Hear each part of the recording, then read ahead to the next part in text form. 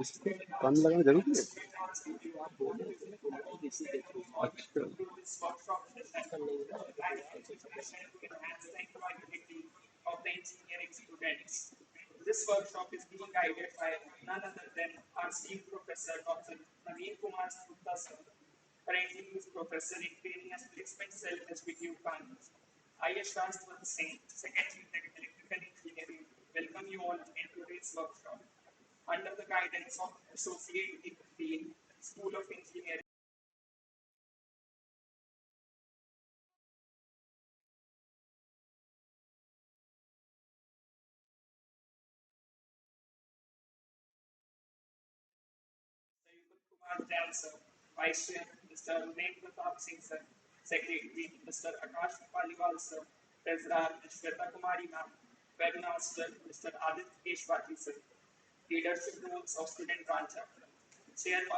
अच्छा, first year वाले हमारे ऑनलाइन है।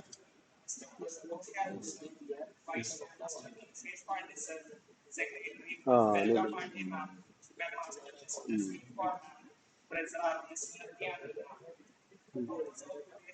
Finally.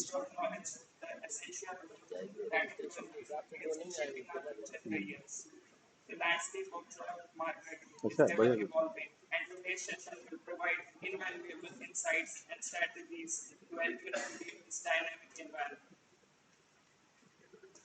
Thank you, Yash, and good evening, all of you.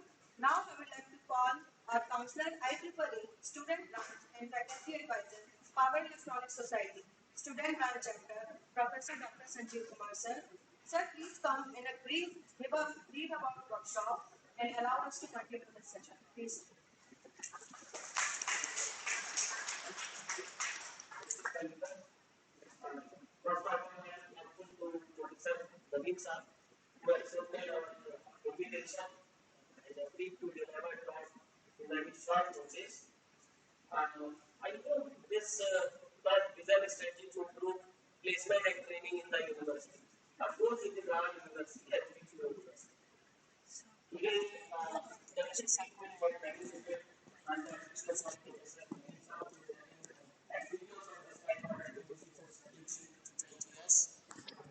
And I am also fully confident about my team, Yugal, Kanika, Anushesh, Jasmeet, and IEEE, all members and office wearer for successful of this event. I am also fully confident about the final year volunteer, Mr. Sonu, Nandini, Radhika, and two or three more. Uh, and believe that there should not be any event of indiscipline. You will maintain complete silence during the event, during the talk. If you have any type of doubt or any query, you just note it down and at the end, and if professor allow, you can ask in between. It is up to Professor Naveen. So I request to Professor Naveen, please start his talk. Thank you very much.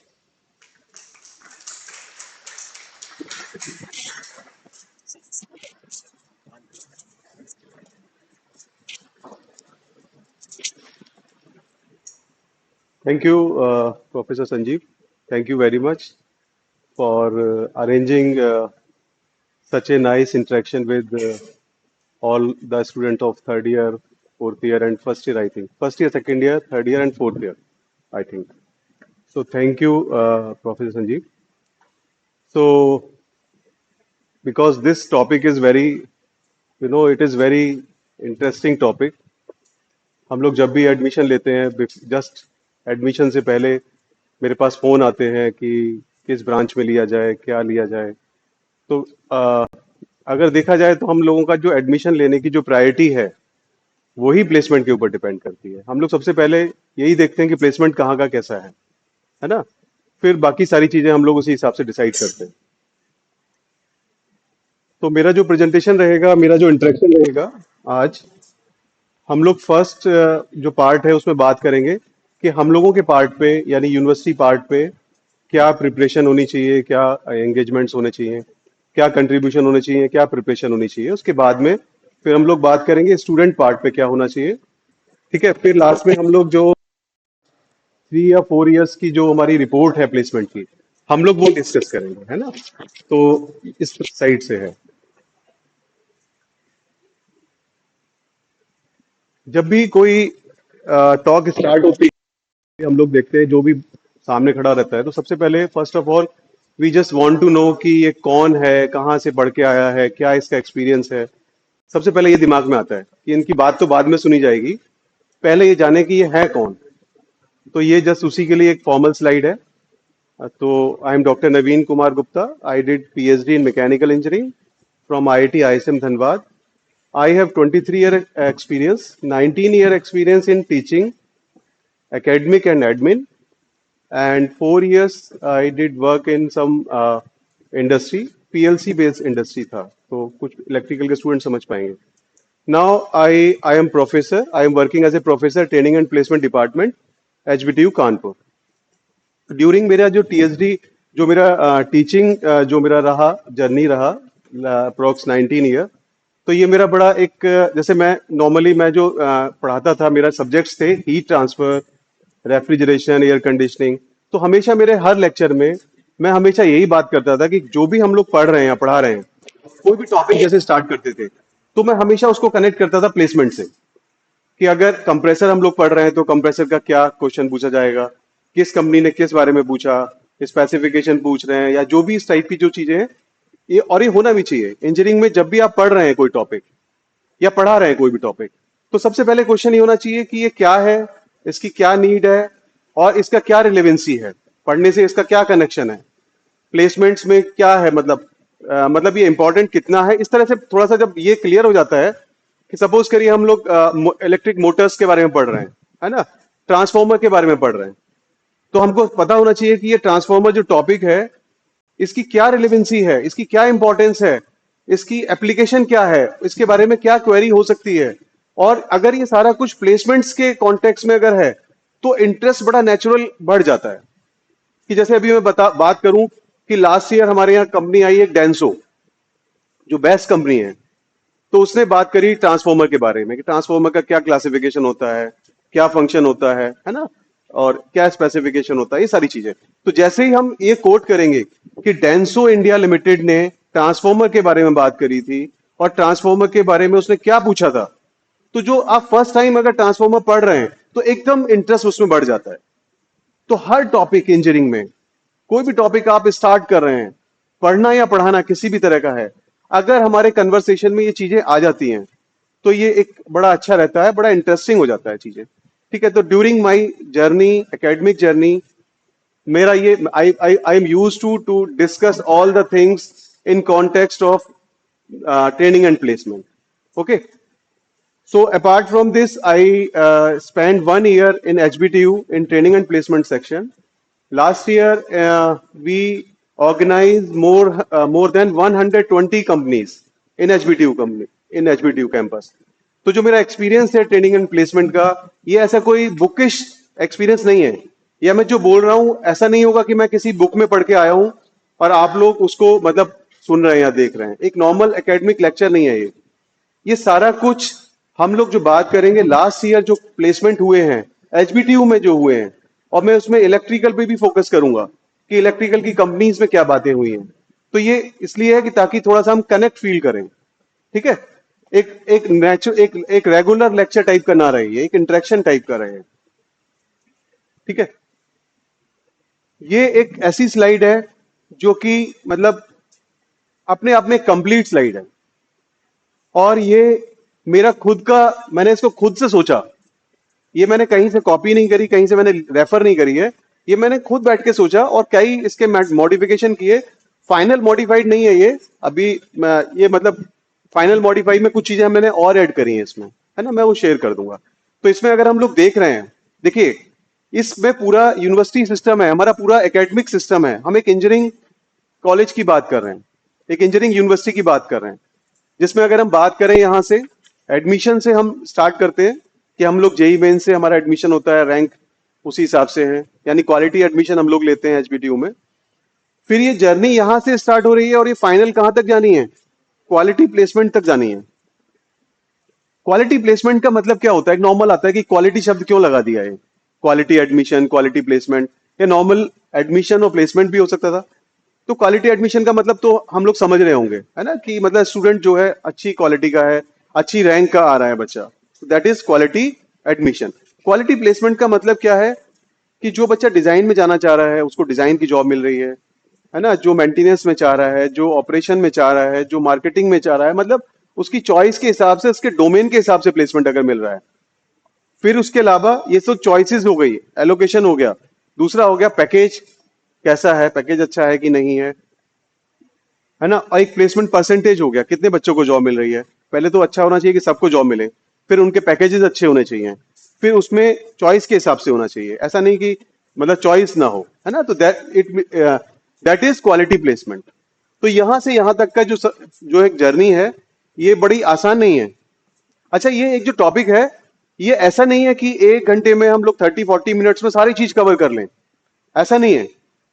ये इसमें बहुत सारी चीजें हैं, एक बहुत लंबा time लगता है, और कौन सा पैरामीटर कब डोमिनेट कर जाए ये पता नहीं है।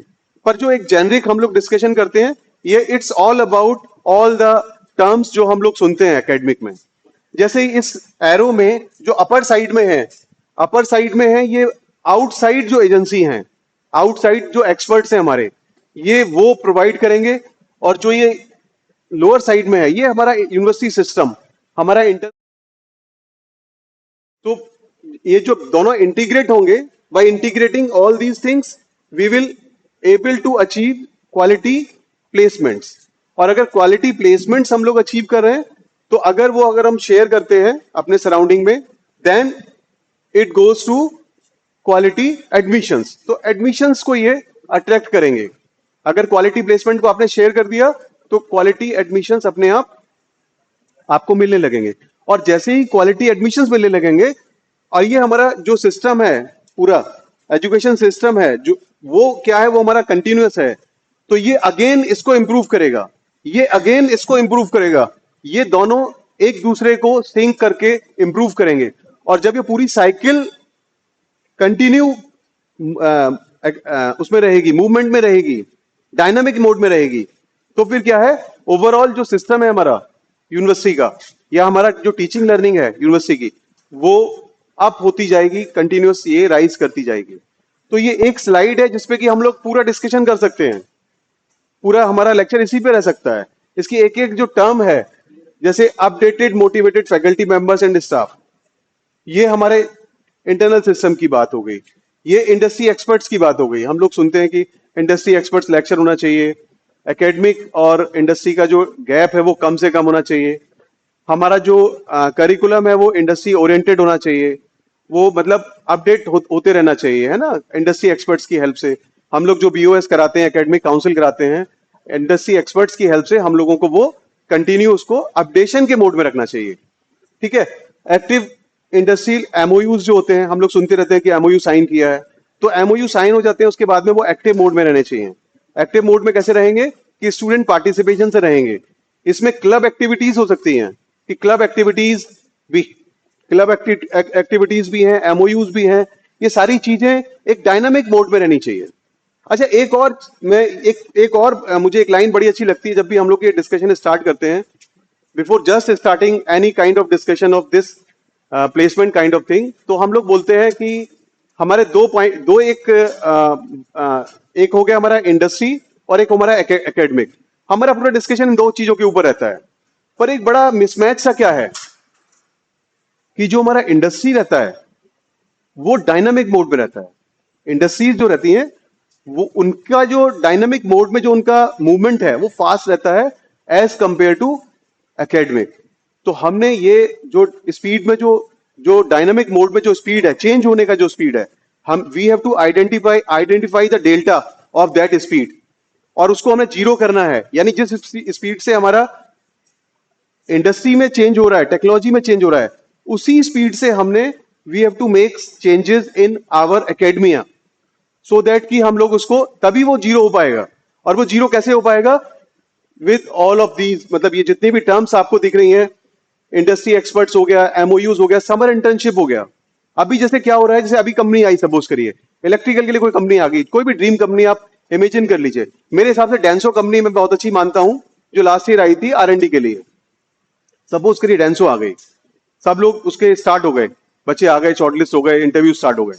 अब सीवी में क्या रहता है फ्रेशर के, ये सारा सबके लिए रिलेवेंट है, first year to final year. हम लोग जो बीटेक, जो बच्चा जीटी के लिए अप्लाई करता है, उसके सीवी में होता क्या है? देखिए, पर्सनल डिटेल, उसमें कोई चेंज नहीं होना है। एकेडमिक डिटेल, उसमें भी कोई चेंज नहीं होना है। वो दो, ये जो पैरामीटर है ये ऑलमोस्ट फिक्स रहते हैं। इसके बाद में थर्ड आ जाता है इंटर्नशिप, और फिर प्रोजेक्ट, और फिर टेक्निकल स्किल्स। बस ये तीन चीजें रहती हैं। क्या क्या? Internship, project. अच्छा, प्रोजेक्ट में क्या है? एक प्रोजेक्ट हमारा जो एकेडमिक प्रोजेक्ट है, जो फाइनल ईयर में रहता है। अब क्या उसका कुछ इस तरह से है कि अभी, जैसे अभी इस अगर सितंबर की हम बात करें, तो नॉर्मली क्या होता है कि प्रोजेक्ट अभी अलॉट हुआ है, गाइड अभी अलॉट हुआ है, गाइड ये होंगे, को गाइड ये होंगे, एक प्रपोज एक टॉपिक ये रहेगा। पर अगर आपको बोल दिया जाए कि इसके बारे में you have to speak at least 5 minutes, what is your objective, what is your methodology, what is your expected outcomes, कुछ बोलिए, you have to speak at least 5 minutes about your project। तो अब वो प्रिपेयर ही नहीं है बच्चे का, क्योंकि अभी तो वो उस मूवमेंट में है, अभी तो प्लान कर रहा है, ये मेरे ग्रुप में होगा, ये नहीं होगा, ये टॉपिक रहेगा, मतलब बड़ा टेंटेटिव है चीजें। तो अब ऐसी कंडीशन में क्या किया जाए, क्योंकि प्लेसमेंट हमें 7th में लेना ही लेना है। तो आजकल बहुत अच्छा क्या है, देखिए, आप लोग एक ऐसे एरा में हैं जो कि बहुत ही टेक्नोलॉजी से मतलब भरपूर है, और आपके पास जो रिसोर्सेज हैं वो फुल हैं, मतलब रिसोर्सेज की कहीं कोई कमी नहीं है।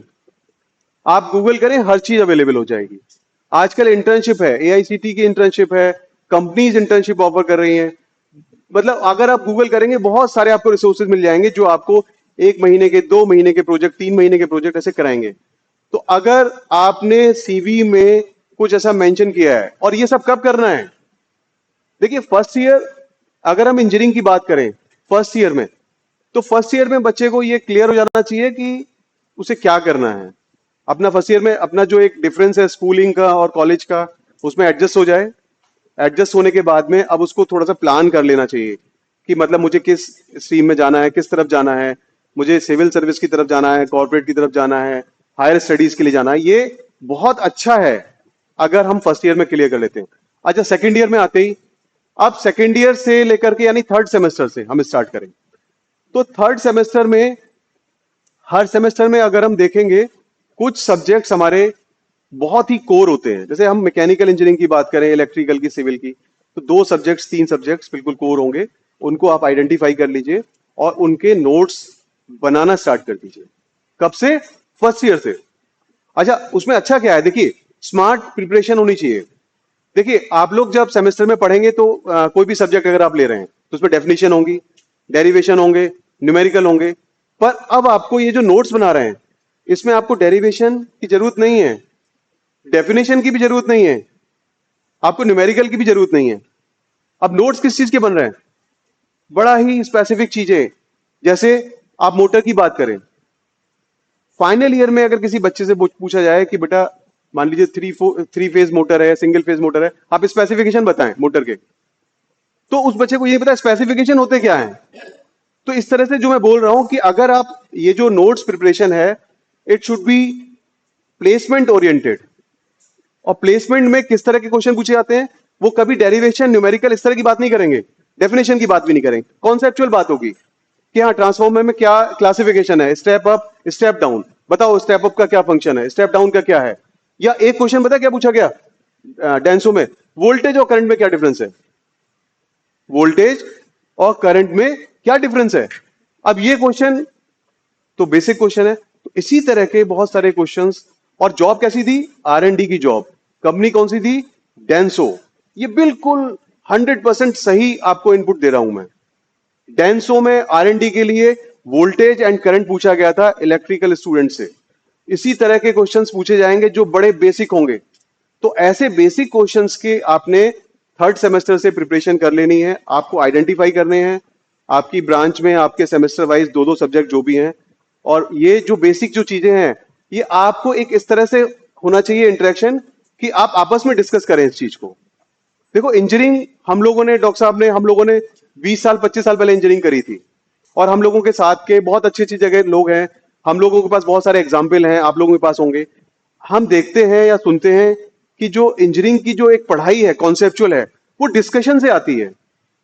आप जब इंटरेक्ट करेंगे आपस में कि अच्छा ये बताओ, अच्छा रेडियस ऑफ जायरेशन क्या होता है, मोमेंट ऑफ इनर्शिया क्या होता है, अच्छा ये इस तरह के आप ढूंढ के लाए, आपस में डिस्कस करें, और फिर डिस्कस करने के बाद में फिर ढूंढें उसको, फिर उसको डिस्कस करें, फिर ढूंढे। इस तरह से ये जो 4 years है, you have to discuss all these things in context of, मतलब प्लेसमेंट के कॉन्टेक्स्ट में बात कर रहे हैं। ऐसा नहीं कि आप कहीं भटक जाएं, आप टॉपिक से चले जाएं। आपके करिकुलम में होना चाहिए, इंपॉर्टेंट टर्म होनी चाहिए, और नॉर्मली आपके सीनियर या हम लोगों से डॉक्टर साहब से मिलेंगे तो बता देंगे कि हाँ ये चीजें पूछी जाती हैं। तो इस तरह की प्रिपरेशन है। समर इंटर्नशिप की बात कर रहे थे, तो समर इंटर्नशिप में यही है कि एक देखिए, एक तो करिकुलम है जो फिक्स है एआईसीटी का, हमको वो फॉलो करना है। एआईसीटी अप्रूव डिग्री है तो वो हमको फॉलो करना है। इसके साथ साथ हमको एड ऑन करना है। अगर देखिए इंटर्नशिप देखेंगे तो 3rd ईयर के बाद है, 6 वीक्स की, तो आपको 3rd ईयर तक क्या करना है, और 3rd ईयर के बाद वो करिए आपने इंटर्नशिप फाइनल ईयर। तो 3rd ईयर का वो टाइम आने से पहले पहले आपने क्या करना है, 1 या 2 इंटर्नशिप, 1-2 प्रोजेक्ट आपने अपने आप कहीं से ऑनलाइन या कुछ इस टाइप की ट्रेनिंग जो एड ऑन करे, जो एडवांस टेक्नोलॉजी से कुछ कनेक्टेड हो। जैसे आजकल AI ML है, ये सब जो बातें चल रही हैं, डेटा साइंस है, कुछ इस टाइप से, ये सारा कुछ जो है रिलेवेंट है आपस में। Electrical, electronics, computer, mechanical, industry में सब मिक्स हो जाता है। डोमेन केवल कॉलेज तक रहता है, इंडस्ट्री में जाते ही आप ये नहीं बोल पाएंगे इलेक्ट्रॉनिक्स की प्रॉब्लम है, मैं तो इलेक्ट्रिकल का हूं। तो ये सारा कुछ आपका ये उसी हिसाब से प्रिपरेशन करना है। तो समर इंटर्नशिप में जो छोटी छोटी प्रॉब्लम जैसे आती हैं, कोई ऐप है या कंप्यूटर साइंस की बात करें या कोई भी प्रोजेक्ट है, उसमें सारी चीजें मिक्स हो जाती हैं। सेंसर के बारे में, एक्चुएटर्स के बारे में, सिलेंडर्स के बारे में, पीएलसी मशीन्स क्या हैं, सीएनसी मशीन्स क्या हैं, समझ रहे हैं, रोबोटिक्स, ऑटो, ये सारा कुछ चल रहा है। मैकाट्रॉनिक्स के बारे में, वहां भी आप लोगों का इन्वॉल्वमेंट आ गया। तो जब सारा कुछ इस तरह से चल रहा है इंडस्ट्री में, तो ये सारा मर्ज कहाँ होगा, ये सारा मर्ज होगा इंटर्नशिप में और प्रोजेक्ट्स में। और लर्निंग आप ये मान लीजिए, अच्छा ये बड़ा एक हम लोग यूज टू हैं इसके सुनने के, और सुनने के बाद इसको भूलने के भी यूज टू हैं। हम लोग सुनते हैं रेगुलर और भूल भी जाते हैं, पर जो नहीं भूलते, जो उसको इंप्लीमेंट कर लेते हैं, जैसे आजकल की जो एडवांस टेक्नोलॉजी में सीएनसी डीएनसी जो बात कर रहे हैं हम लोग, पीएलसी जो बात कर रहे हैं, फुल फॉर्म नहीं बता पाता बच्चा, तो एटलीस्ट थोड़ा सा आपको इंटरेक्शन होना चाहिए टेक्नोलॉजी का, ठीक है। बाकी ये सारी चीजें, न्यू टेक्नोलॉजी से अवेयरनेस होना चाहिए, रेगुलर ये सारा जो चीजें हैं, ये बड़ी हम लोग सब सुनते हैं, सब लोग सुनते हैं, और इसको कुछ लोग इसको फॉलो करते हैं, कुछ लोग उसको फॉलो नहीं करते। बट ऑनेस्टली यहां पर क्या है, हमको ये सारा कुछ फॉलो करना चाहिए, तभी ये फाइनली ये जो यहां से जो जेई मेन से जो स्टूडेंट आया है, वो यहां पर किसी डेंसो में, किसी हैवल्स में, किसी अच्छी पोजीशन पर जाएगा। तो ये मान लीजिए हैवल्स की कोई अच्छी पोजीशन है और यहाँ पर आप आए थे, और ये बीच की जो जर्नी है 4 years की, इसमें फर्स्ट ईयर निकाल दिए, 3 years की जो जर्नी है, तो 3 years में you have to convert from a regular students into a true professional. जो बिल्कुल प्रोफेशनल है, वो सारी चीजें उसकी वो उसी हिसाब से ट्रेंड किया हुआ है। ये ट्रेनिंग इंस्टीट्यूट है ना, यहाँ पे हम लोग क्या कर रहे हैं, ट्रेंड कर रहे हैं एक स्टूडेंट को, हम ट्रेंड कर रहे हैं एक प्रोफेशनल में, एक इंजीनियर में, एक मैनेजर में, उसको कन्वर्ट कर रहे हैं। तो एकेडमिक की हेल्प से, ट्रेनिंग की हेल्प से ये कन्वर्जन होना है, ठीक है। तो अब एकेडमिक की कुछ अपनी एक स्पीड है, एक अपना टेस्ट है, अपना एक चाल है उसकी, तो स्टूडेंट्स को अवेयर होना चाहिए। इंजीनियर्स हैं, सारे लोग बहुत अच्छे पढ़े लिखे हैं, बहुत अच्छी रैंक के बच्चे आए हैं, वो सारा क्लियर होना चाहिए उनको फर्स्ट ईयर से कि ये एकेडमिक बोल रहा है और ये इंडस्ट्री बोल रही है। तो अब ये कैसे होगा, अगर हम पूरा सो जाएंगे कि अरे ठीक है सुन लिया बात खत्म, नहीं, ये आपको डेल्टा जो है, इसके बीच का जो डेल्टा है, you have to identify that delta and you have to make that delta is equal to 0। तो जब वो 0 हो जाएगा तो इट मींस कि आपने 0, या आप उसको मिनिमाइज करना है एज मच एज पॉसिबल, ठीक है। तो ये सारा कुछ ये डिस्कशन है, इसमें बहुत लंबा डिस्कशन हो सकता है। थोड़ा सा ये मैं बता रहा हूं कि अब जैसे कुछ चीजें आती हैं उसमें, सॉफ्ट स्किल्स। अच्छा हम लोग यहां पर देख रहे हैं सॉफ्ट स्किल्स में, अगर कई बार मैंने लेक्चर भी कराए हैं तो थोड़ा सा पार्टिसिपेशन कम रहता है। पार्टिसिपेशन अगर अच्छा है, अगर नहीं है तो आप खुद से प्रिपेयर करें। अब जैसे preparation of reasoning, verbal communication, preparation GDPI, ये टेक्निकल वाला पार्ट हो गया, है ना, जो मैं बोल रहा हूं कि हर सेमेस्टर में आपके 1 या 2 सब्जेक्ट हैं। जैसे सेकेंड ईयर के समर में क्या करना चाहिए, देखिए फर्स्ट ईयर के समर में क्या करना चाहिए, फर्स्ट ईयर में जो सब्जेक्ट्स थे आपके, मान लो बेसिक इलेक्ट्रिकल इंजीनियरिंग सब्जेक्ट था आपका, ये मान लीजिए कि आप इसको हो सकता है बड़े लाइटली ले लें कि क्या बेसिक इलेक्ट्रिकल इंजीनियरिंग है, नहीं। किसी कंपनी में बिल्कुल फाइनल स्टेज पर हो सकता है वो बेसिक ही डिस्कस किए जाएं। जैसे कि मैंने आपको बिल्कुल एक सही एग्जांपल बताया, वोल्टेज और करंट में क्या डिफरेंस है, कहां पूछा जा रहा है ये, डेंसो में। और रिक्रूटमेंट किसके लिए चल रही है, आर&डी के लिए। कोई कह सकता है कि ये तो बड़ा सिंपल सा क्वेश्चन है, क्यों पूछ रहे हैं हम लोग, नहीं, ये पूछा जा रहा है। अगर अगर वहां नहीं बता पा रहे, अगर आपने बता दिया तो कोई बड़ी बात नहीं है, पर अगर आप नहीं बता पा रहे तो बहुत बड़ी बात है। तो फिर वो बहुत बड़ी बात है, मतलब आप खुद समझ सकते हैं, वो इस स्टेज नहीं आनी चाहिए। बेसिक जो भी है आपके इलेक्ट्रिकल इंजीनियरिंग के, वो आपको क्लियर होने चाहिए। आपको पता होना चाहिए बेसिक में क्या क्या आता है, ठीक है।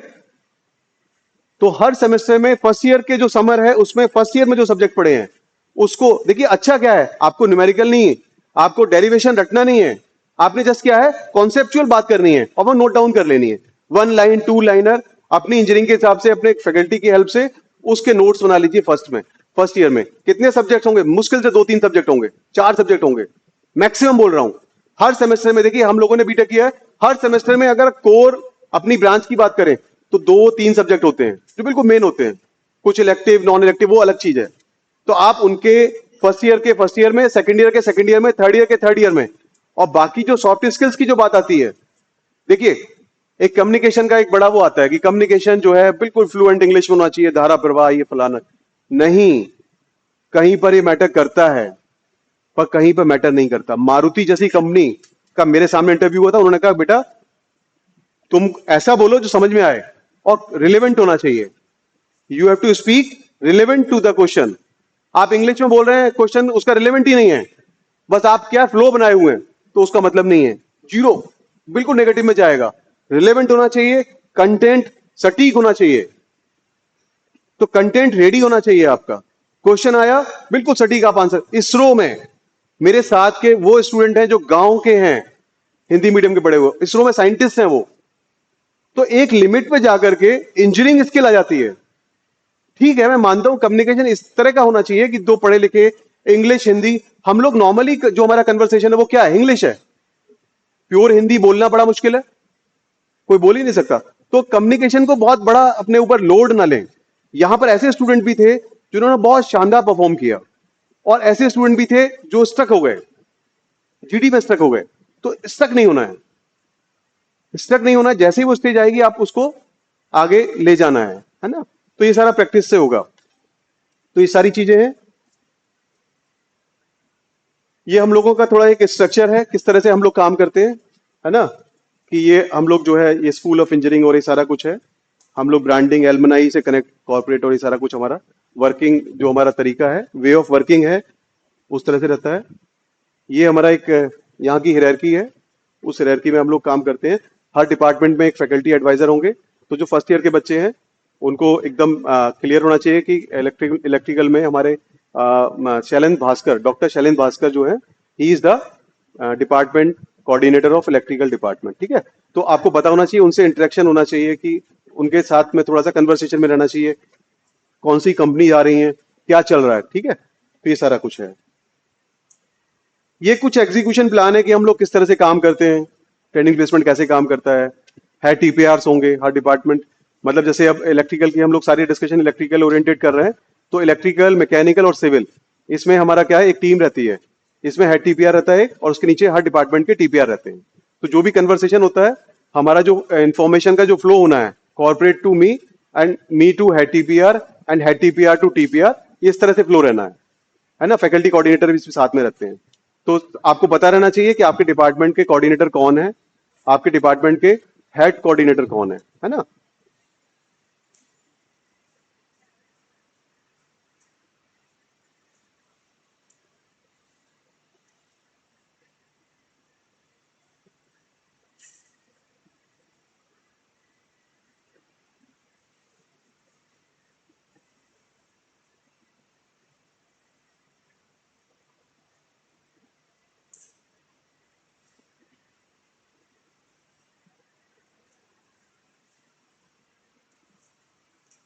ये जो हमारा फ्लो रहता है उस तरह से है।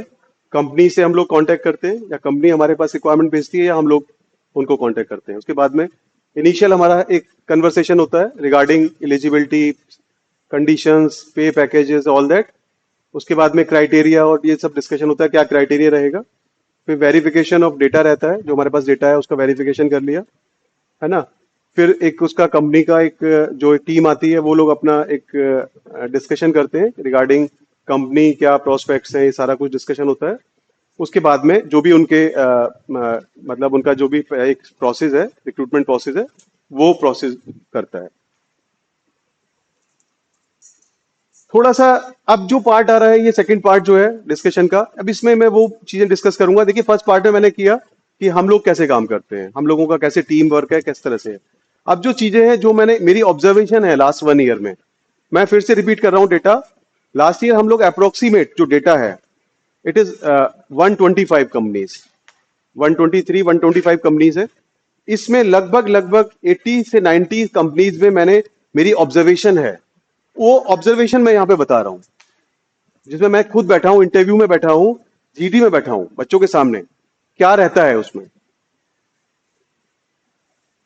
जैसे अब इसमें यहां लिखा हुआ है इंडस्ट्री के साथ में मतलब देखिए सबसे पहले जो आता है, जैसे स्टूडेंट जैसे अपियर हुआ प्रोसेस में, पार्टिसिपेशन उसका स्टार्ट हुआ, तो सबसे पहले क्या एक डिपेंड करता है कि स्टूडेंट्स की जो अवेयरनेस है। देखिए एक बहुत ओपन सी बात है कि जैसे ही कंपनी स्टार्ट होती है, जैसे सपोज करिए फॉर एग्जांपल कि आईबीएम जैसे अभी चल रहा है, टीसीएस, आईबीएम, या मैं फिर से बात करूं हैवेल्स का, जैसे लास्ट ईयर आई थी हैवेल्स, जैसे प्रोसेस में आई। सबसे पहले क्या करना है, अगर आपने हैवेल्स को अपनी एक ड्रीम कंपनी माना हुआ है, आप उसको एक्सप्लोर कर लीजिए हैवेल्स को, उसके प्रोडक्ट क्या हैं, उसके जितने भी प्रोडक्ट हैं उन प्रोडक्ट के स्पेसिफिकेशन क्या हैं। पहले तो ये जान लीजिए कि स्पेसिफिकेशन होते क्या हैं, स्पेसिफिकेशंस होते क्या हैं, ये क्यों इंपॉर्टेंट हैं डिस्कस करने, जानने। फिर उसके बाद में इस कंपनी के प्रोडक्ट रेंज क्या है, उनके स्पेसिफिकेशंस क्या हैं, इनके इनकी जो बिजनेस, इनकी जो लाइजनिंग है, इनके जो कनेक्ट नेटवर्क है वो कितना है, इनका बिजनेस टर्नओवर कितना है, इनकी एग्जिस्टेंस क्या है, इंडिया में एग्जिस्टेंस क्या है, अब्रोड क्या है। तो एक कंपनी के बारे में एक जो गूगल करना है वो पूरा कर लीजिए, वो बहुत जरूरी है। क्योंकि जैसे टीसीएस वालों ने मुझे बोला कि स्टूडेंट को पता ही नहीं था कि टीसीएस के बारे में, कि टीसीएस के बारे में क्या, टीसीएस का कितनी एग्जिस्टेंस क्या है। तो कंपनी को बड़ा खराब लगता है कि अगर उसने पूछा आपसे कि बताइए हैवेल्स के बारे में, है ना, क्या प्रोडक्ट है, और आप उसमें अटक रहे हैं, और फिर आप बोले कि हैवेल्स मेरी ड्रीम कंपनी है, तो क्या है, वो कनेक्ट नहीं होगा, वो चीजें वेरीफाई नहीं होंगी। तो अगर जैसे ही कंपनी आती है कोई भी, सबसे पहले first of all you have to explore the product range, detailing जितनी भी आप कर सकते हैं, आपको पूरा डिटेल में चले जाना है। देखिए वो तैयारी भी साथ साथ चल रही है आपकी। कौन सी तैयारी? आपकी जो एफटी की जो तैयारी चल रही है, रीजनिंग, सॉफ्ट स्किल्स, ये सब चल रहना है, और ये तो कंटिन्यू रहना है, ये उस दिन नहीं होना। जैसे कल कंपनी है तो आज आपने उसमें नहीं काम करना है, सॉफ्ट स्किल्स पे, वो हो चुका। अब क्या करना है, आज आपको कंपनी के बारे में बात करनी है। अब ये नहीं कि आज रीजनिंग करने बैठ रहे हैं आप, कंपनी एक्सप्लोर करिए, और उसको जहां जहां आपके एकेडमिक में कनेक्शन है, जैसे मोटर है, 3 फेज मोटर है, सिंगल फेज मोटर है, ट्रांसफॉर्मर है, आपके सिलेबस में कहां कहां उसकी ब्लेंडिंग है, उसकी प्रोडक्ट रेंज की आपके एकेडमिक में ब्लेंडिंग कहां है, उस ब्लेंडिंग को देखिए, वहां पर चीजों को आइडेंटिफाई करिए, और एक प्रिपरेशन कर लीजिए नेक्स्ट डे के लिए कि now you have to discuss all these things before the selection committee. अब आपको क्या करना है, आप बिल्कुल आपने रेडी कर लिया प्रोडक्ट रेंज, बिल्कुल कॉन्टेक्स्ट रेफरेंस पूरा रेडी कर लिया। देखिए एक और बड़ी एक अच्छी बात क्या लगती है मुझे, कि जब भी टीम आती है, देखो एक चीज सबने सुना होगा कि जिस दिन मेडल मिलता है वो तो एक फॉर्मेलिटी होती है, मेडल मिलना, कि ये गोल्ड मेडल मिला, इसको सिल्वर मिला, इसको ब्रॉन्ज मिला, वो एक फॉर्मेलिटी है। एक्चुअली ये डिसाइड तो प्रैक्टिस में ही हो गया था, प्रैक्टिस सेशन में ही हो गया था, फील्ड में ही हो गया था। जब वो एक दिन पहले या 2 दिन पहले जब उसने प्रैक्टिस करी थी, और उसका प्रैक्टिस का जो लेवल था, तभी फाइनल हो गया था कि ये तो होना है इसका सिलेक्शन। वो तो जस्ट एक फॉर्मेलिटी है। तो ऐसे ही प्लेसमेंट में सिलेक्शन लेना, सिलेक्शन डे मतलब वो तो एक फॉर्मेलिटी है कि आप आएंगे, पर आप हर चीज तैयार कर चुके हैं, आपके पास सीवी है, और सीवी को आपने बड़ा माइन्यूटली देख लिया है। सीवी बिल्डिंग, जैसे रिज्यूमे बिल्डिंग, एक रिज्यूम बिल्डिंग होता है जस्ट डिजाइन करके लिख लेना, ये रिज्यूम बिल्डिंग नहीं है। उन चीजों को अर्न करना और उनके बारे में क्लैरिटी रखना। आपने समर इंटर्नशिप करी 6 वीक्स की, you have to clear about 45 days जो भी आपने काम किया उसको तभी डायरी में बना लीजिए। ये एक स्ट्रैटेजी है। आपने IOCL में सपोज करिए आपने ट्रेनिंग करी 45 डेज की, आप वहां जाके इसी मंशा से जाइए, इसी प्लानिंग से जाइए कि now you have to collect the information for cracking some interviews. तो आप वहां पर जो भी अच्छी अच्छी टर्मिनोलॉजी है, इंस्ट्रूमेंट्स है, उनको पहले उसको कलेक्ट करिए और उसको कलेक्ट करने के बाद में एक कहानी तैयार करिए, एक स्ट्रैटेजी बना लीजिए इंटरव्यू के लिए। अच्छा, अच्छी बात क्या है, ये सब आपको एक बार करना है। अच्छा क्या है, ये 90% एक बार करना है, वो 10% हल्का सा मॉडिफाई होना है अकॉर्डिंग टू द कंपनी, ज्यादा चेंजेस नहीं है। और कभी आपने किसी कंपनी को तैयार नहीं किया, आपके पास कंटेंट रेडी है, आप ऐसे ही खड़े हो गए, now you are able to speak fluently about the technical terms, technical concept, और आपको 2 मिनट बोलना है बस। एक चीज और बड़ी सुंदर है, बढ़िया कंपनी के सामने आप 2 मिनट 5 मिनट अगर आपने कॉन्फिडेंटली बोल दिया और बड़ा रिलेवेंट बोल दिया, कॉन्फिडेंस से बोल लिया, कनेक्ट करके बोल दिया, वहीं सिलेक्शन हो गया, वहीं सिलेक्शन हो गया। दिक्कत कहां आती है, हम लोग अनप्रिपेयर्ड पहुंच जाते हैं, हम लोग अनप्रिपेयर्ड पहुंच गए। अनप्रिपेयर्ड नहीं पहुंचना है। सीवी, अपनी स्ट्रैटेजी, आपको जो टॉपिक अच्छे लगते हैं, जो सब्जेक्ट अच्छे लगते हैं, कोई भी सब्जेक्ट आपको अच्छा लगता है उसको तैयार कर लीजिए, उसमें जो भी अच्छी टर्मिनोलॉजी है उसको प्रोजेक्ट से कनेक्ट कर दीजिए, उसको इंटर्नशिप से कनेक्ट कर दीजिए। अब ये जो आपकी जो प्रिपरेशन है, ये पता है कब 3 साल करनी है आपने, और आपको बोलना कितना है, मुश्किल से मुश्किल 3 मिनट, 3 मिनट या 5 मिनट, ज्यादा 5 मिनट तो बहुत समझ लीजिए। मारुति में सिलेक्शन हो रहा था, मैं बैठा हुआ था, उनको मारुति में मैकेनिकल को लेना नहीं था, उनको किसी तरह से कन्विंस कर लिया, बच्चे बोल रहे थे। एक बनर्जी लड़का था लास्ट ईयर का, सीनियर आपका, वो आया और उसने, मारुति से कनेक्शन नहीं है, मारुति आई है पेंट शॉप के लिए, वो पेंट के लिए उसकी रिक्वायरमेंट है, प्लास्टिक पेंट की, पर वो मैकेनिकल का बच्चा पार्टिसिपेट कर रहा है और बच्चे के पास एक कंटेंट रेडी है और वो कंटेंट उसकी पेंट शॉप से कनेक्टेड नहीं है, बट कंटेंट अच्छा है। अब वो कंटेंट डिलीवर कर रहा है बड़ा ही शानदार तरीके से। Impressive selection. जिस मोमेंट वो स्टार्ट हुआ और उसने स्टॉप किया, कंक्लूड किया, मैं बैठा हुआ था, मारुति के 2 लोग थे, एक ऑनलाइन थे, मैं बैठा हुआ था, मैं समझ गया उस समय कि बनर्जी जो स्टूडेंट है ये सिलेक्ट हो गया, उसी समय फाइनल। सबसे सुंदर बात क्या है, इंजीनियरिंग में 4 इयर्स प्रोग्राम है, पूरा करिकुलम है, खूब टाइम है हमारे पास, खूब हमारे प्रोफेसर, हमारे फैकल्टी, सब कुछ है, ऑनलाइन मटेरियल हमारे पास अवेलेबल है, plenty of material is available online free of cost. आपको सुबह शाम जब आपको कंफर्ट जोन में है, जब आपका मन कर रहा है। देखिए पहले कितना दिक्कत थी, पहले जब हम लोग पढ़ते थे कि हम लोग जा रहे हैं किसी टीचर के पास, वो टाइम दे रहा है, बैच पहला बैच निकल रहा है, फिर जा रहे हैं, आप फिजिकली जाना पड़ रहा है, कोई साइकिल से जा रहा है, कोई स्कूटर। अब सारी चीजें आपके लैपटॉप पे अवेलेबल है और कितना आसान है कि आप जब आप कंफर्टेबल हो, कोई टाइम रिस्ट्रिक्शन नहीं है, आराम से आपको करना है। और बेटा केवल आपको थोड़ा सा प्रिपरेशन करना है। एक सीवी में फिर से रिपीट कर रहा हूं, कितनी टर्म्स बताई मैंने, only 3 terms are there. Personal detail, educational detail, वो तो फिक्स हो चुकी है, वो स्टैटिक मोड में आ गई है।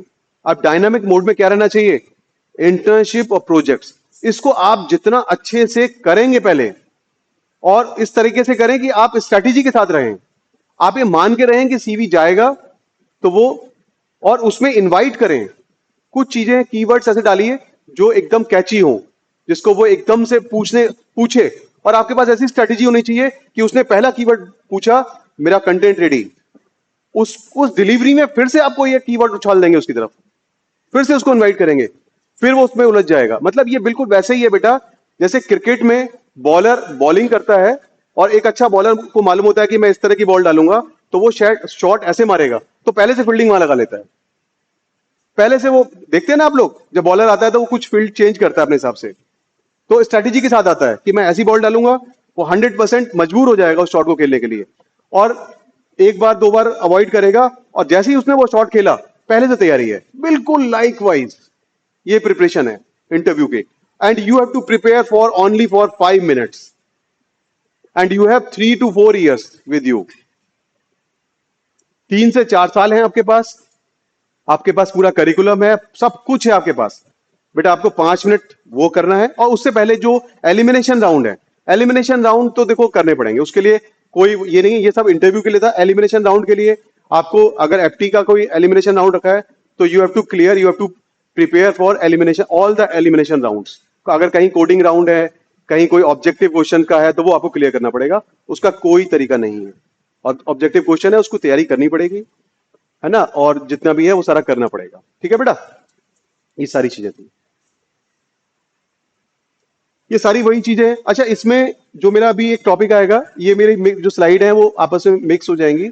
जो मेरा जो इंटेंट है उसको आप लीजिए।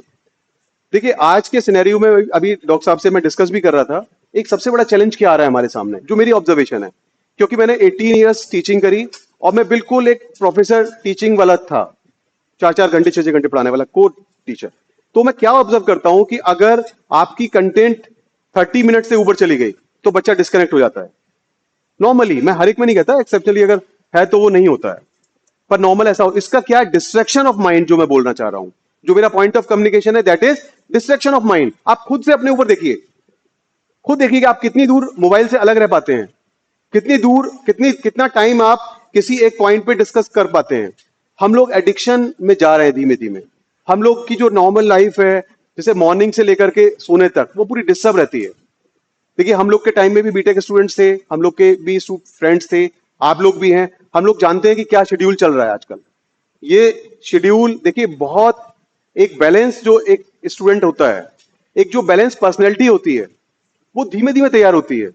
वो आप बेईमानी नहीं कर पाएंगे कि आप बिल्कुल अनऑर्गेनाइज हैं। You are unorganised in your thoughts, you are unorganized in your preparation, in all the things you are unorganized, and suddenly suppose कल कोई कंपनी आ रही है और आप बिल्कुल ऑर्गेनाइज हो जाएंगे। It's not possible.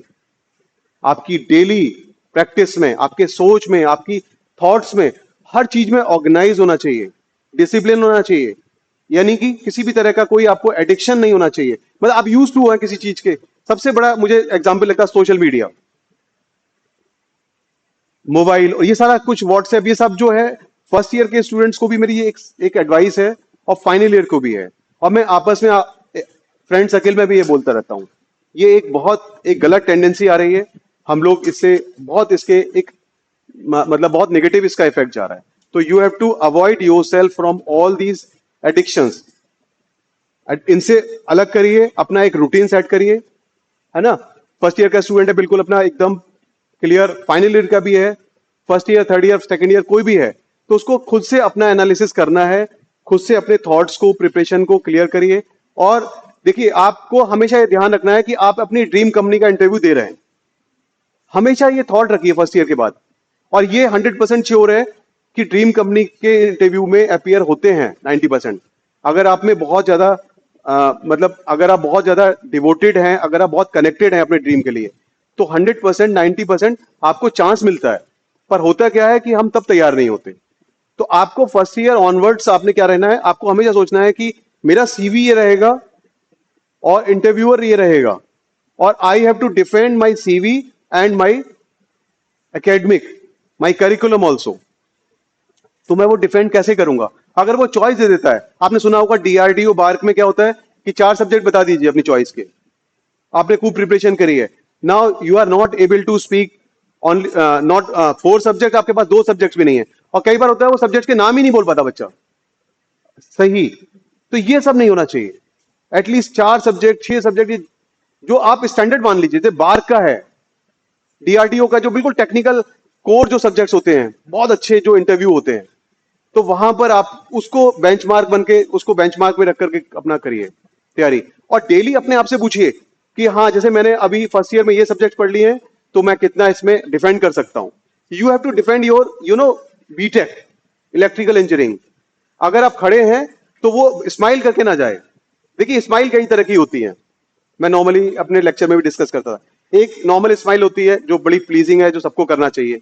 एक स्माइल होती है कि किसी को आपको किसी के ऊपर स्माइल आ रही है, किसी भी उसकी अपीयरेंस के ऊपर या किसी भी चीज के ऊपर। और एक स्माइल और होती है जिसको मैं यहाँ हाईलाइट करना चाह रहा हूं, वो स्माइल होती है रिक्रूटर्स की स्माइल। यहां भी ये दो तरह की होती है। कैंडिडेट बहुत अच्छा है, शानदार, जैसे एक बच्ची थी केमिकल की, उसका इंटरव्यू चल रहा था, इतना शानदार इंटरव्यू, जैसे ही वो बच्ची गई, वो बच्ची गेट से बाहर नहीं निकल पाई। कंपनी के सारे, शालीमार पेंट्स की बात हो रही है, सारे लोग बोले सर वंडरफुल, क्या शानदार स्टूडेंट है। वो एक स्माइल थी। और एक स्माइल दूसरी होती है, जीडी में आपको बोला गया कि आपको कुछ बोलना है और आप ड्राई आउट हो गए, बिल्कुल स्टक हो गए, मुंह से कुछ निकल ही नहीं रहा है। अब ये जो स्माइल है, ये स्माइल बड़ी खराब होती है। तो you have to avoid these kind of smiles. Avoid कैसे करेंगे? उनको मौका नहीं देना है। आप प्रिपेयर्ड पहुंचिए, अनप्रिपेयर्ड है तो पहुंचिए मत। मेरा तो ये सजेशन है, प्रिपेयर करिए, पूरी फुल प्रिपरेशन से जाइए, हर चीज को देखिए, सब कुछ आपके हाथ में, आपका सीवी आपके पास है, आपको इंट्रोड्यूस करना है, वो आपको मौका देंगे, हाँ इंट्रोड्यूस करिए। बड़ा ही 100% कंपनी में ये होना ही होना है कि वो फर्स्ट ऑफ ऑल ही और शी विल आस्क कि हाँ okay Rakesh please introduce yourself, now you have the chance to speak yourself. अब आपको बिल्कुल उसको यहीं से डायरेक्शन देनी है। उसने आपको ऑप्शन दिया है, क्या डायरेक्शन लाओ, चलो कहां चलना है, यू हैव टू। आप ड्राइविंग सीट पर हैं, आपको गाड़ी ले जानी है, वो बैठा हुआ है गाड़ी पर, तो आपको पता होना चाहिए मैं इंट्रोड्यूस करूंगा तो अपनी पर्सनल बेसिक डिटेल्स के बाद में मुझे मेंशन क्या करना है, क्या मेरा बेस्ट प्रिपरेशन है कि sir I like this subject, I like this subject, I did my internship in this company, I did my project on this topic. आप पहले से तैयार हैं। आप जैसे ही उसको बोलेंगे और वहां उसको बोलने में कुछ एक कैची वर्ड्स उछाल दीजिए, nano technology, nano electronics, nano fluids, कुछ भी जो चल रहे हैं, बस ये कि वो रेडी होने चाहिए। ऐसा कुछ भी मत दे दीजिएगा उसके हाथ में कि फिर आपको जान बचानी भारी पड़ जाए कि आपने उसको बोल तो दिया पर डिफेंड नहीं कर पा रहे। तो मैंने क्या बोला है, आपको आपका हर वर्ड, आपका हर सेंटेंस, आपका हर मूवमेंट प्लान्ड होना चाहिए। If you are planned in a strategic manner and if you are prepared, तो कोई मतलब ही नहीं है, सिलेक्शन तो होना ही होना है। कितने बच्चे थे जो एचबीटीयू में सिलेक्ट हुए 7.5 8 पर, बाहर जाकर के वो 15 में 20 पर प्लेस हो गए, 20 lakhs की कंपनी में प्लेस हो गए। अगर आपने तैयारी करी है तो वो तो जानी नहीं है बेकार, ठीक है। तो ये सारा कुछ इसीलिए, इसमें बहुत सारा डिस्कशन है हमारे पास, तो ये एक बड़ा ही शॉर्ट में ये सारी चीजें हैं। ये एनालिटिकल एबिलिटी हम लोग जानते हैं, आर.एस. अग्रवाल की बुक आती है, सब जानते होंगे, उसमें सारी चीजें होती हैं। आप बुक ले लीजिए, सॉफ्ट कॉपी, हार्ड कॉपी। और आर.एस. अग्रवाल तो हम लोग पढ़ते थे, अब तो सारा कुछ ऑनलाइन है, ट्रेनिंग प्रिपरेशन कराने वाले बड़ा ही कम पैसों में, फ्री ऑफ कॉस्ट, ऐसे चीजें हैं जो आपको अवेलेबल हैं। केवल आपने सोचना है। न्यूमेरिकल एबिलिटी, 10th 12th के क्वेश्चन, 10th लेवल तक के, 10 से कम 8 तक के question, compound interest, simple interest, इस टाइप के जो छोटे छोटे क्वेश्चन है। मैंने इंटरव्यू में ये भी देखा है कि बैठे हुए हैं और कंपनी वाले ने बोला अच्छा इसकी डायमेंशन क्या होगी रूम की, कि इतने बाई इतने बाई इतने, अच्छा इसको व्हाइट वॉश करना है, उसका प्राइस इतना है पर स्क्वायर फुट, उसका इतना ये है, 10 by 10 इसका डायमेंशन है और 2 रुपीज स्क्वायर फुट इसका जो व्हाइट वॉश का है। बताओ कितना एक्सपेंडिचर होगा। अब अगर आप स्टक हो रहे हैं, अगर आप कैलकुलेशन कर रहे हैं और कैलकुलेशन करने के बाद भी आंसर गलत दे रहे हैं, तो फिर भगवान ही मालिक है, फिर कुछ नहीं हो सकता, ठीक है। तो इस तरह की तैयारी रखनी है आपको। मेरे ख्याल से उस लेवल का नहीं होगा कोई भी बच्चा। आई एक्सपेक्ट कि मतलब हम लोग एचबीटीयू में हमारा सबका ये प्रिपरेशन रहेगी, पर इस तरह का होना नहीं चाहिए। अगर है तो मतलब प्रिपेयर रहिए इसके लिए। वर्बल एबिलिटी, कम्युनिकेशन स्किल की जब बात आती है, एक चीज और देखी गई है, कम्युनिकेशन स्किल में एक चीज और बोली जाती है, लिसनिंग। मैंने देखा कि इंटरव्यूअर क्वेश्चन पूछ रहा है और बच्चा एंजाइटी में उसका क्वेश्चन कंप्लीट ही नहीं होने दे रहा है, स्टक हो रहा है बार बार, वो उसको कंप्लीट नहीं होने से पहले ही स्टार्ट हो रहा है। अच्छा वो कुछ बोल रहा है, वो कुछ बोल रहा है, रिलेवेंट ही नहीं बोल रहा है। अगर आप रिलेवेंट नहीं बोल रहे हैं तो फिर कुछ डिस्कस नहीं है, फिर कुछ डिस्कस नहीं करना है, कुछ एग्जामिन नहीं करना है, कुछ आइडेंटिफाई नहीं करना है। First of all you have to speak relevant. Relevant होना चाहिए कंटेंट, मैंने जो बोला था कंटेंटफुल होना चाहिए और रिलेवेंसी होनी चाहिए, ठीक है। पहले क्वेश्चन को पूरा ध्यान से सुनना है। अगर आपको क्लैरिटी नहीं है, यू कैन आस्क कि सर पार्डन कि क्या हम लोग क्या we just want to discuss on this और दिस। कई बार क्या होता है कि वो पूरा टर्मिनोलॉजी यूज ही नहीं करते, जैसे कंप्रेसर बोल दिया, अब उसने कंप्रेसर ही बोल दिया केवल। अब उसने नहीं बोला कि गैस कैसा, कौन सा वाला कंप्रेसर, टरबाइन है तो कौन सी टरबाइन है, गैस टरबाइन है, स्टीम टरबाइन है, कौन सी हाइड्रोलिक टरबाइन है। उसने केवल टरबाइन बोला कि please tell me the specification of turbine. अब टरबाइन तो there are 3 kind of turbine, hydraulic turbine, gas turbine और एयर टरबाइन, है ना। अब आपको, आप स्टार्ट हो गए आंसर देना। अगर आपने इनकम्प्लीट क्वेश्चन सुना है और आप उसका आंसर दे रहे हैं तो इट मींस मतलब ही गलत है। पावर प्लांट के बारे में पूछा उसने, उसने केवल बोला पावर प्लांट। अब पावर प्लांट तो बहुत सारे हैं, हाइड्रोलिक, इलेक्ट्रिक, स्टीम। तो आपको be specific, sir you just want to know about hydraulic turbine, hydraulic power plant, और you want to know gas power plant. आपने जैसे ही ये पूछ लिया तो वो एकदम कॉशियस हो जाएगा। देखिए, यह कॉशियस होने का खेल है। Either you have to be cautious और interviewer has to be cautious. अगर आपने उसको बोल दिया एकदम से कि sir please tell me compressor, हम लोग किस कंप्रेसर की बात कर रहे हैं, हम लोग टरबाइन किस टरबाइन की, पंप किस पंप की बात कर रहे हैं, हाइड्रोलिक पंप की बात कर रहे हैं, कौन से पंप की बात कर रहे हैं, वहीं उसको पता लग जाएगा कि बच्चा जो है technically he is very sound. कई बार क्वेश्चंस में ही पता चल जाता है कि यू आर साउंड और नॉट। ठीक है, तो ये जो कम्युनिकेशन है, इसको जस्ट, इसको ऐसा मान के ना चलिए कि आपने बस, आप फ्लुएंट है, आपने इंग्लिश में बोले जा रहे हैं, धड़ाधड़ बोले जा रहे हैं। नहीं, आप इसको अवॉइड करें। ये टेक्निकल इंटरव्यूज है, ये R&D सेक्शन के लिए मटेरियल पूछा जा रहा है, तो you have to tell the right material for this application. ये नहीं कि आपने पूरी कहानी, मटेरियल बता नहीं है, तो इसको अवॉइड करें। ये एक कई बार नेगेटिव इंप्रेशन जाता है। ठीक है, तो उस तरह से है सारी चीजें। टेक्निकल नॉलेज की ये बात हो ही गई कि आपने सेमेस्टर वाइज जो भी है, देखिए फाइनल ईयर के जो बच्चे हैं, देखिए अब आप फाइनल ईयर में हैं और इंटरव्यू स्टार्ट हो गए हैं। ठीक है, तो अब इसमें पीछे से जाके आपने कुछ सब्जेक्ट्स आपने तैयार करने ही करने हैं। इसका आपके पास कोई ऑप्शन नहीं है, टाइम लिमिटेड है, आपको तैयार रहना पड़ेगा। ठीक है, फर्स्ट ईयर स्टूडेंट्स को मैं एडवाइस देना चाहता हूं, फर्स्ट ईयर और सेकेंड ईयर, उनके पास सफिशिएंट टाइम है, उनके पास सफिशिएंट टाइम है। और सबको मालूम है कि फाइनल ईयर में प्लेसमेंट होने हैं, सबको मालूम है, बड़ी कॉन्सेप्चुअल बात होती है, बड़ी कट टू कट बात होती है, और इसके ऊपर प्लेसमेंट, जॉब, सारा कुछ डिपेंड करता है। ठीक है, तो फर्स्ट ईयर सेकेंड ईयर वाले स्टूडेंट्स अपना जिस भी स्टेज में हैं, लर्निंग जिस भी स्टेज में है, जिस भी सेमेस्टर सिस्टम में जहां पर भी है, वहीं से you have to identify your core subjects. Core subjects first year में कम होते हैं, थोड़ा सा जेनरिक सब्जेक्ट होते हैं, फिजिक्स, केमिस्ट्री और इस टाइप के। सेकेंड ईयर से वो कोर की तरफ बढ़ना स्टार्ट हो जाता है, और थर्ड ईयर में मैक्सिमम होते हैं, फाइनल ईयर में फिर से कम हो जाते हैं। तो थर्ड ईयर तक के जितने भी सब्जेक्ट्स हैं, आप उसको सेमेस्टर वाइज उसको तैयार करते रहिए, छोटे छोटे क्वेश्चंस और बड़े जेनरिक से क्वेश्चन। वो जस्ट, वो डीप में जाना नहीं चाहते। देखो कितनी क्लियर कट बात है, वो कभी भी डेरिवेशन नहीं कराएंगे, वो कभी भी न्यूमेरिकल सॉल्व नहीं कराएंगे, वो कोई बहुत डेफिनेशन ऐसा नहीं कि रटी रटाई डेफिनेशन आपको बोलना है। अगर उन्हें पंप के बारे में पूछना है तो आप एक नॉर्मल सा बोल देंगे, जो भी स्टेटमेंट आपको टेक्स्ट समझ में आता है उसको बोलना है आपने। ठीक है, तो ये सारी चीजें हैं। ये सेल्फ डिसिप्लिन, मैंने वही बोला कि ये बहुत, ये ऐसा शब्द है कि जो हम लोगों ने भी सुना है, चलता ही रहता है। पर क्या है कि जैसे अभी एक इंटरव्यू था, उसमें अब उसमें अनप्रिपेयर्ड आ गए। कंपनी का नाम मैं नहीं बताना चाह रहा, हमारे स्टूडेंट्स के अनप्रिपेयर्ड आ गए। सुबह 10:30 पे इंटरव्यू था और HR को बोलना पड़ा कि बेटा एटलीस्ट कम से कम थोड़ा सा अपीयरेंस ऐसी होती कि आप लोग एक्सेप्टेबल होती। तो वो बड़ा खराब, और वो हम लोगों के सामने बोला जा रहा है। तो मतलब एटलीस्ट आपको मतलब डिसिप्लिन रहना है, फॉर्मल में आना है, सब चीजें आप लोग सब जानते हैं। इसमें ऐसा कुछ भी नहीं है कि इसके ऊपर कुछ बहुत कुछ डिलीवर किया जाए।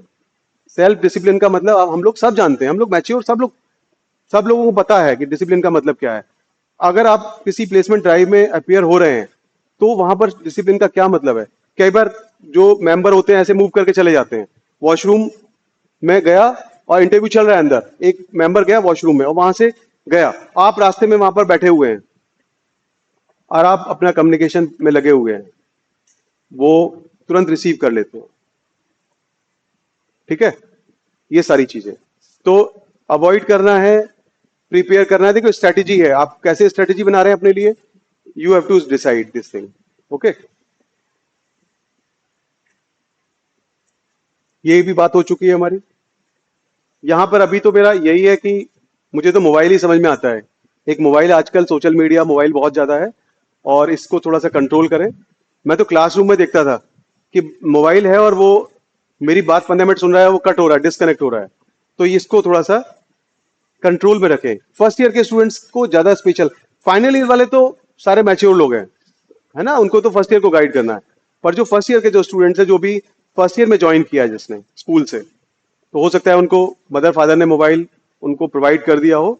तो मोबाइल का आप लोग एक सही यूज करें और उसको जितना एज मच एज पॉसिबल हो, उसको बहुत ज्यादा उसका एडिक्शन ना पालें।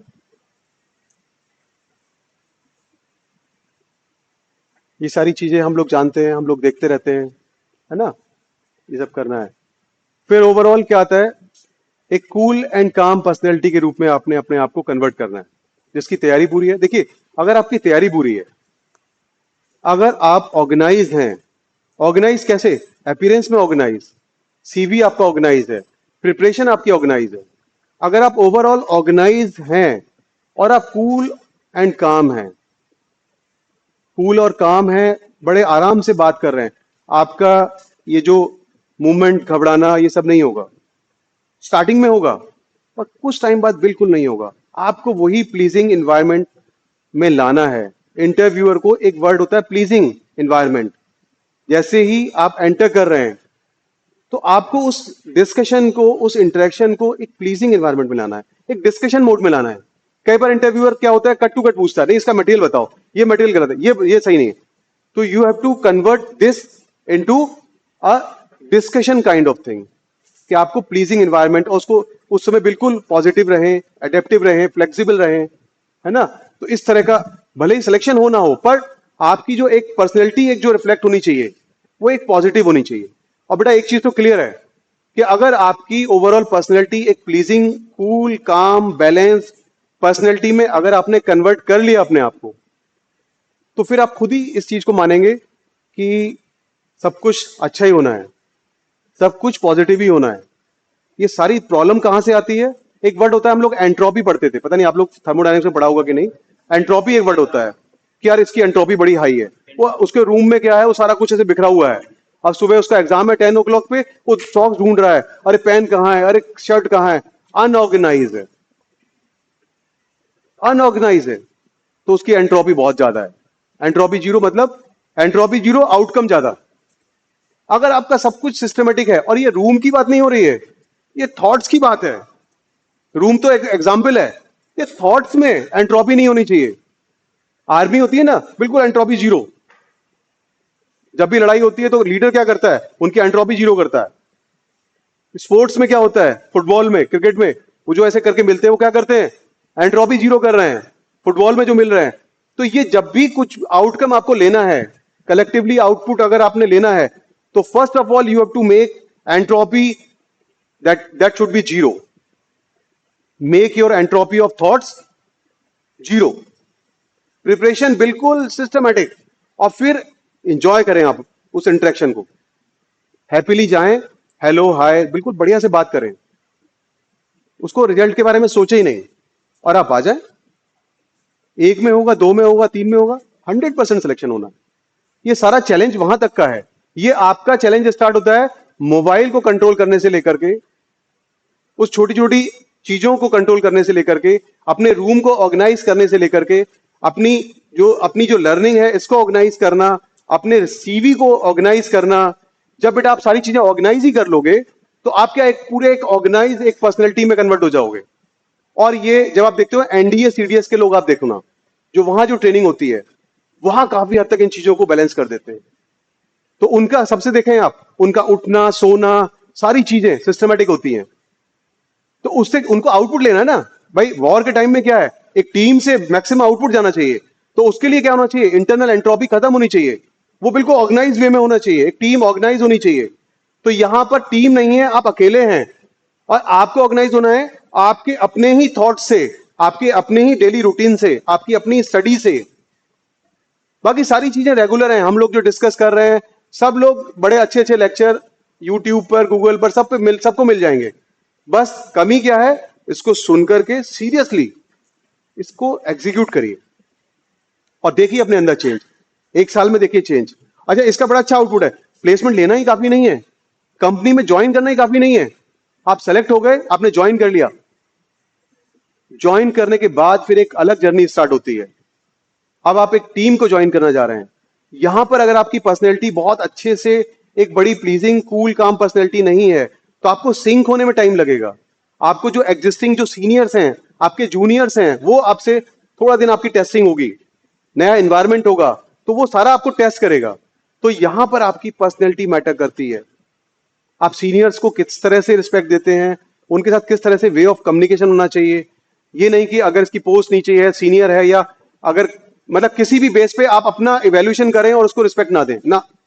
अगर आप खुद से रिस्पेक्ट दे रहे हैं और बड़े अच्छे टीम मेंबर के रूप में आ रहे हैं, then you will grow at a मतलब फास्ट स्पीड। आप 4 साल 5 साल में एक बड़ी अच्छी पोजीशन पे आ जाएंगे। और अगर आप ऐसा नहीं है, आपने एनी हाउ ये सब नहीं किया हुआ है, तब क्या होगा? हो सकता है कि आप उन सारे जो रिक्रूटमेंट के जो हमारे क्राइटेरिया थे, जो हमारे एग्जाम्स थे, उन सबको आप क्रैक करते हुए आप उसको ज्वाइन कर लेंगे। पर ज्वाइन करने के बाद हो सकता है कि आप वो आउटपुट, वो सक्सेस, वो ग्रोथ ना कर पाए। ये जो डिग्री है, ये जो परसेंटेज है, ये जो सारी चीजें हैं, ये एक इसको डोमिनेट करता है। एक डोमिनेट क्या करता है? पर्सनैलिटी। तो knowledge, core knowledge, your domain knowledge plus your personality, तो ये कंप्लीट जो पैकेज है, इसको आप इन 4 सालों में इसको डेवलप करिए, है ना।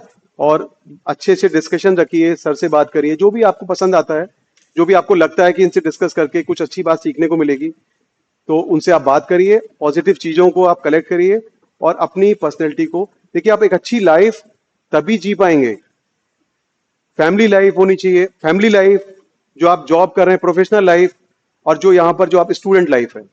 अगर आपने अपने अंदर ये जो मैंने जो पॉइंट बोला है, अगर आपने चीजों को मैनेज करना, अपने आप को मैनेज करना, उसको सीख लिया और आपने इसको एग्जीक्यूट कर लिया, तो आप देखेंगे कि तीनों ही डोमेन में आप बहुत अच्छे से रहेंगे। कई बार देखा है कि बच्चा बहुत अच्छा सीजीपी ले आया, आईआईटी का बच्चा है और बिल्कुल एक्स्ट्रा ऑर्डिनरी लड़का, 10 पॉइंटर है, पर क्या है, दूसरे एंड पे वो लड़का उतना अच्छा नहीं कर पा रहा, जॉब में गया बहुत अच्छा परफॉर्म नहीं कर पाया। और एक एवरेज बच्चा है, वो बहुत अच्छा परफॉर्म कर रहा है, क्योंकि उसमें बाकी सारी चीजें अच्छे से उसने अपने अंदर इंप्लीमेंट कर ली हैं, सारा प्लान कर लिया। ठीक है, तो ये बेटा एक डिस्कशन है, ऐसा नहीं है कि केवल और केवल हमने ट्रेनिंग प्लेसमेंट की बात करनी है, केवल हमने कुछ एप्टी के क्वेश्चन लगा लेने हैं, मैथ के क्वेश्चन लगा लेने हैं, कुछ डेफिनेशंस रट लेनी है, ये सब नहीं है। ये ठीक है, कुछ हद तक आपको हेल्प करेगा, पर बहुत सारा कुछ है जो उसके साइड में है और जो इनडायरेक्टली आपको हेल्प करेगा।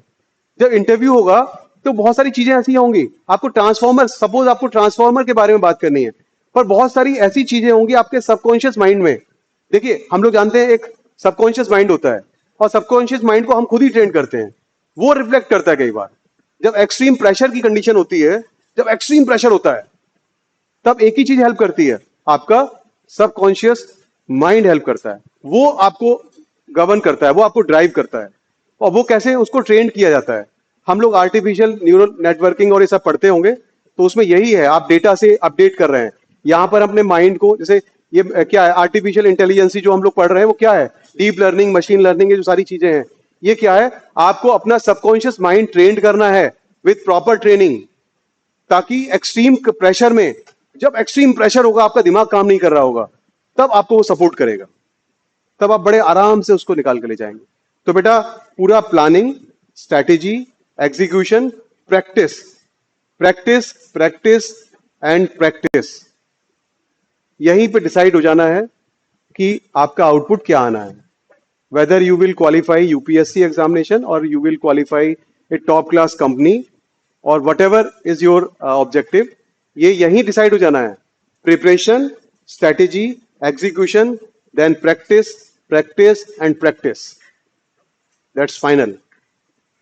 उस दिन तो केवल एक फॉर्मेलिटी होगी कि इंटरव्यूअर आएंगे, आपने इतनी प्रैक्टिस की हुई है जीडी की, आपने इतनी प्रैक्टिस की हुई है इंटरव्यू की, आप आएंगे और बड़े कंफर्टेबल हो जाएंगे, प्रेशर आपको फील ही नहीं होगा, सबकॉन्शियस माइंड आपको गवर्न करेगा एंड सारा कुछ बड़ा कंफर्टेबली हो जाएगा। अदरवाइज इसका एडवर्स होगा।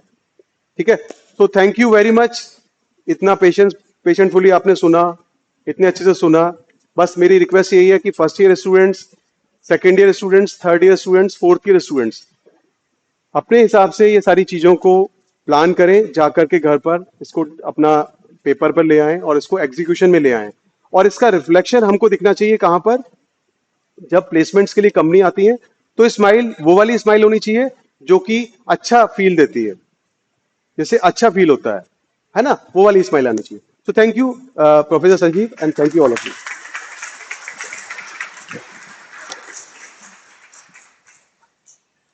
Thank you so much, sir. That was wholesome. I'm sure our seniors and batchmates and also the juniors who had joined this meet definitely got some valuable insights. I extend my heartfelt gratitude to all of you for making today's session a resounding success. I would thank our professor, Dr. Naveen Gupta, sir, who has graciously agreed to share his expertise. May I request Sanjeev sir to kindly come forward and do the honors of presenting the certification. Please, sir.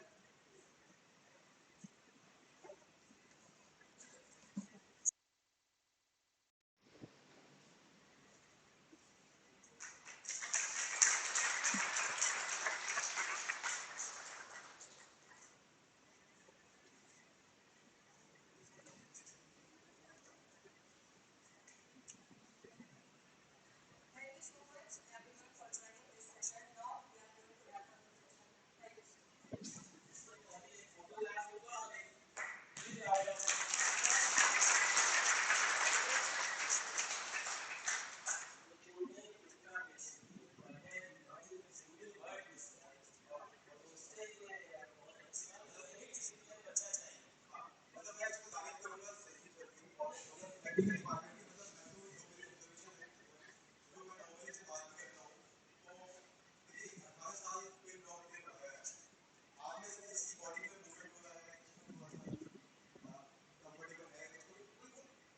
Flash करते हैं हम लोग समझ में आया, और फिर भी यहाँ पर 90%, more than 90% students are very discipline, they are very very, मतलब जो अच्छा एक्सपेक्ट करता है ना अपने स्टूडेंट से, ठीक है, बस यही एक्सपेक्ट करता है। और क्या है, मैंने आपको बोल दिया अब आप तैयारी करेंगे, बस आपने सुन लिया मेरी बात बहुत अच्छे से, बस खुश हो गए हम लोग। मतलब बड़े सीधे होते हैं प्रोफेसर, क्या है, बड़े सीधे होते हैं, आप उनको सुन लीजिए बस, आपको जो करना है वो आप करेंगे, उनको सुन लीजिए, यही रिस्पेक्ट है उनका। तो आपने सुन लिया, ये मतलब इतना, यही रिस्पेक्ट हमारे लिए बहुत है। और 1 घंटा सुना, मतलब मैं देखा भी कि मैं कंटिन्यू 1 घंटे तक बोलता रहा और आप सुनते रहे, ये आज की डेट में बहुत बड़ी बात है।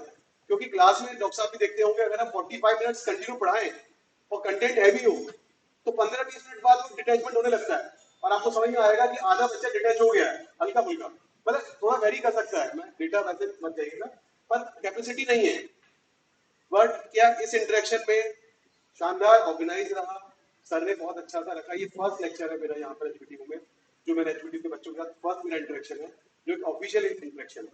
ये बहुत ही शानदार है और मेरे लिए यही रिवार्ड है कि आपने इस चीज को बड़े पहले तो सोचा मैंने बहुत आपने सुन लिया इसको, बिना मूवमेंट के, बिना स्माइल के, बड़ा सीरियसली सुन लिया।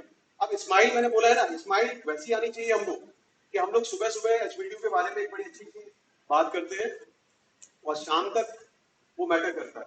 अगर आप अनप्रिपेयर्ड हैं तो स्माइल चेंज हो जाएगी, मतलब चेंज हो जाएगा। अब एक फोटोग्राफ होगा जिसमें IEEE लिख के और ऑल गर्ल्स इस तरफ आ जाएंगे, बाकी सब बॉयज उधर है, राइट।